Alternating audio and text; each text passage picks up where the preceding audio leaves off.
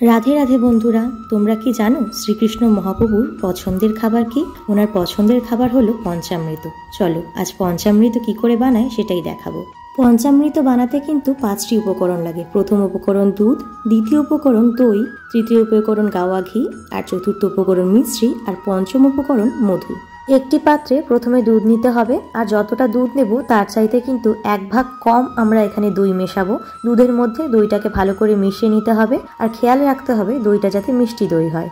আর তারপর এখানে পরিমাণ মতো মিশ্রির দানা মিশিয়ে নিতে হবে, আর তার মধ্যে দিতে হবে গাওয়া ঘি, আর শেষে দিতে হবে মধু। এই 5টি উপকরণ একটি বাটিতে ঢেলে তারপর ভালোভাবে সেটাকে মিশিয়ে তুলসী পাতা দিয়ে তোমরা কিন্তু তোমাদের বাড়ির প্রভুকে পরিবেশন করতে পারো।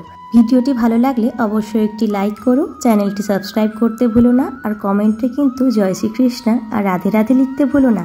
দেখা হচ্ছে তোমাদের সাথে নতুন কোনো ভিডিও নিয়ে আমার এই চ্যানেলে।